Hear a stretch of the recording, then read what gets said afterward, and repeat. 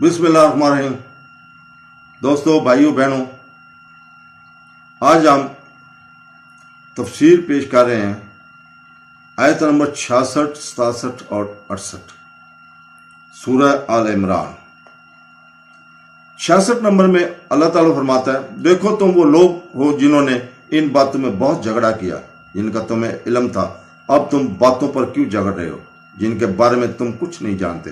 اللہ اسے جانتا ہے جبکہ تم نہیں جانتے۔ اس آیت اور اس کے بعد کی آیت کا خلاصہ یہ ہے کہ یہ آپ ہی ہیں کہ یہ آپ کی کتابوں میں آخری زمانے کے نبی صلی اللہ علیہ وسلم کے ظہور کا بیان ہے، اور آپ صلی اللہ علیہ وسلم کے نام اور نام کی تفصیل ہے۔ آپ کی صفات، خدا ان پر رحم فرمائے اور ان کی سلامتی عطا فرمائے۔ حالانکہ تم رسول صلی اللہ علیہ وسلم پر ایمان نہیں لائے اور آپ صلی اللہ علیہ وسلم کے بارے میں اختلاف کیا تھا، پھر جب تم ان چیزوں کے بارے میں جھگڑتے ہو جن کا تمہیں علم ہے تو ان چیزوں میں کیوں جھگڑتے ہو جن کا تمہیں علم نہیں؟ یعنی حضرت ابراہیم علیہ السلام کو یہودی یا عیسائی کہا جاتا ہے، حالانکہ آپ کو اس کا علم نہیں ہے، اور حقیقت یہ ہے کہ یہودی، عیسائی یا مشرک کے لیے اپنے آپ کو پیروکار کہنا درست نہیں ہے۔ حضرت ابراہیم علیہ السلام کا، کیونکہ وہ یہودی نہیں تھے، وہ نہ عیسائی تھے اور نہ مشرک، بلکہ تمام باطل سے الگ ہو کر خالص اللہ کے فرمانبردار تھے۔ آیت نمبر 67 میں اللہ تعالیٰ فرماتا ہے، ابراہیم نے یہودی تھا نہ عیسائی، وہ ایک مسلمان تھا، مکمل طور پر خدا کے لیے وقف تھا، اور یقیناً وہ ان لوگوں میں سے نہیں تھا جو اللہ کے ساتھ اس کی وحدانیت میں شرک کرتے ہیں۔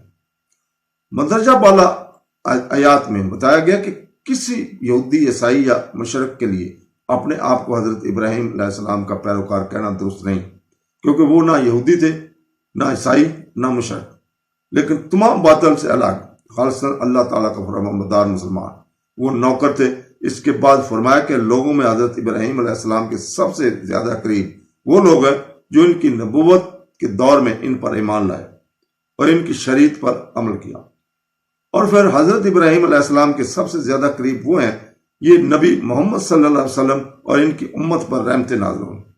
اس آیت سے 3 مسائل سامنے آئے ہیں۔ نمبر 1، نبی کا قرب ان کی اطاعت سے حاصل ہوتا ہے، نہ کہ صرف ان کی اولاد ہونے سے۔ اس لیے کنعان حضرت نوح علیہ السلام کے قریب نہ ہو سکا کیونکہ وہ کافر تھے۔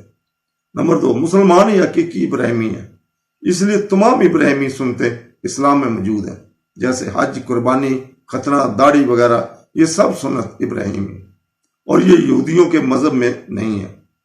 اور عیسائی تو صرف مسلمان ابراہیم بن گئے۔ نمبر 3، اللہ تعالیٰ کے بزرگوں سے بڑی نعمت ہے، جیسا کہ یہاں آیت میں حضرت ابراہیم علیہ السلام کے ساتھ صحیح نسبت اور تعلق کو بیان کیا گیا۔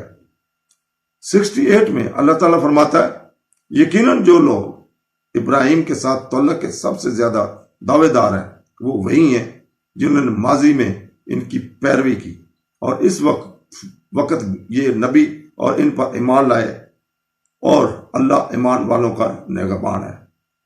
اللہ تعالیٰ ہمیں قرآن، حدیث پڑھنے، سننے اور سیدھے راستے پہ چلنے کی توفیق عطا فرمائے۔ آمین ثم آمین۔ اللہ حافظ۔